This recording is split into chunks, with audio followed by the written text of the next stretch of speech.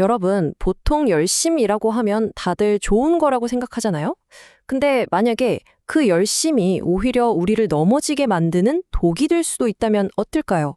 오늘은 강유석 전도사님의 설교를 바탕으로 이 알지 못하는 열심이 대체 얼마나 위험한 건지, 또 어떻게 해야 올바른 방향으로 나아갈 수 있을지 요한복음 말씀을 통해서 한번 깊이 파고 들어보겠습니다. 자, 이 중요한 이야기를 시작하기 전에 전도사님이 그러셨던 것처럼 저도 따뜻한 인상 먼저 전할게요. 송단영광교회 중고등부 여러분, 안녕하세요. 예수님께서는요, 사랑하는 제자들이 믿음의 길에서 넘어지는 걸 정말 원치 않으셨어요. 그래서 앞으로 닥쳐올 여러 시련들을 이겨낼 수 있도록 아주 중요한 경고의 말씀을 미리 딱 남겨주신 거죠.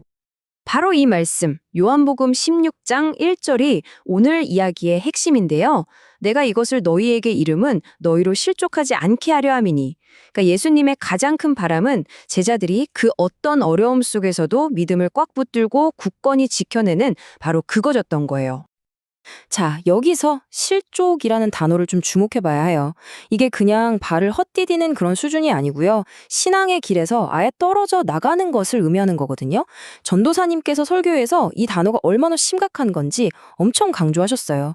그러니까 믿음을 잃고 공동체에서 이탈해버리는 정말 무서운 상태를 말하는 거죠. 그렇다면 이렇게 무서운 실족을 피할 방법은 과연 뭘까요?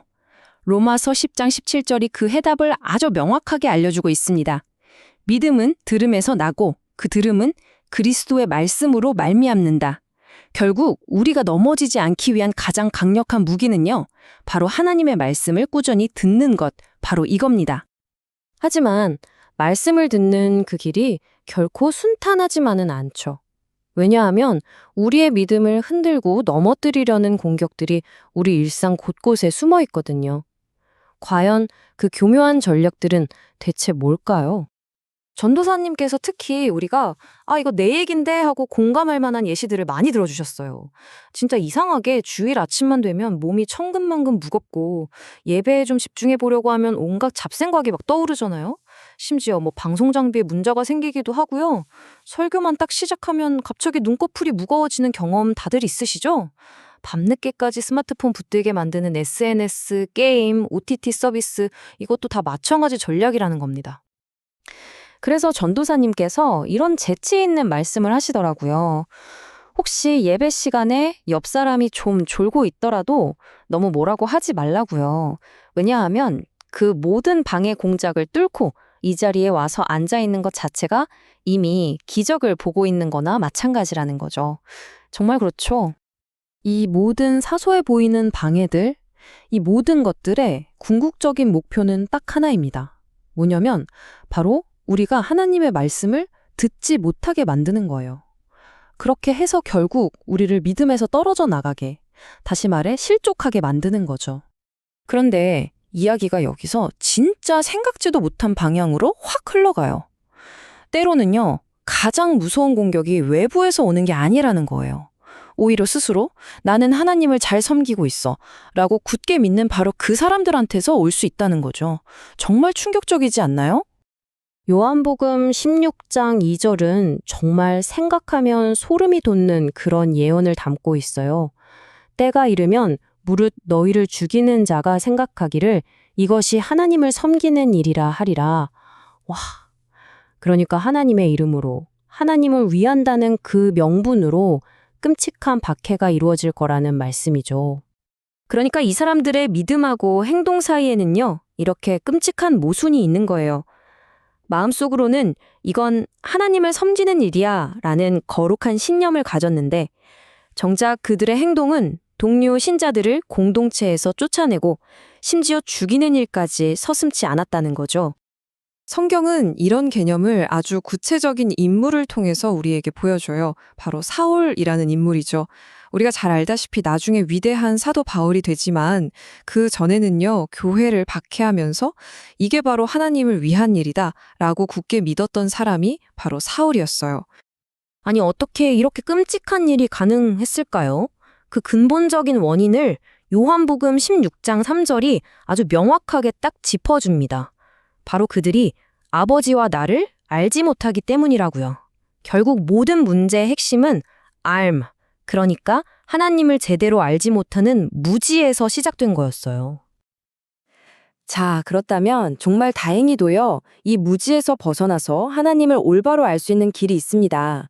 전도사님의 설교가 그 핵심적인 두 가지 방법을 우리에게 알려주고 있거든요. 그 두 가지 길, 바로 말씀과 기도입니다. 하나님께서는 기록된 말씀을 통해서 당신이 어떤 분인지를 우리에게 보여주시고요. 또 우리가 드리는 기도를 통해서는 당신의 뜻을 알려주세요. 그러니까 이 두 가지가 하나님과 우리를 연결하는 가장 중요한 통로인 셈이죠. 속도보다 방향이 더 중요합니다.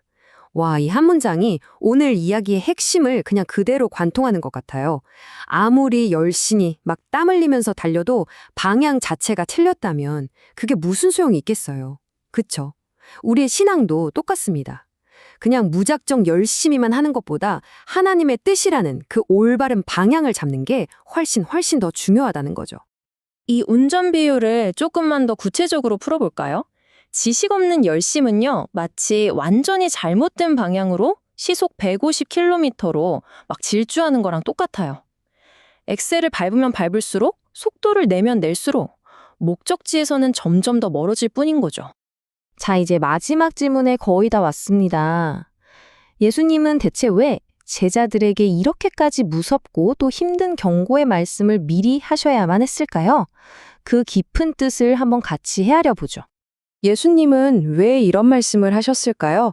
이 질문에 대한 답안에 제자들을 향한, 그리고 오늘을 살아가는 바로 우리를 향한 예수님의 그 깊은 사랑과 배려가 숨어 있습니다. 예수님께서 직접 그 이유를 말씀해 주세요. 훗날 제자들이 정말 힘든 박해의 순간과 딱 마주했을 때, 아, 맞다. 그때 주님이 이 모든 걸 미리 말씀해 주셨지? 하면서 당신의 말을 기억하게 하기 위해서였다는 거예요. 왜냐하면 바로 그 기억이 그들을 굳건하게 붙들어 줄 테니까요. 이것이 바로 오늘 설교의 최종 결론이라고 할 수 있겠습니다. 진짜 위기의 순간에 우리를 구원하는 건요, 사람이 아니고 권력이나 돈도 아니에요. 바로 우리가 그 순간 기억해내는 하나님의 말씀. 평소에 우리 마음에 차곡차곡 쌓아둔 그 말씀이 결국 우리를 지켜주는 겁니다. 자, 이제 이야기를 마치면서요, 이 질문은 우리 각자에게로 향하게 됩니다.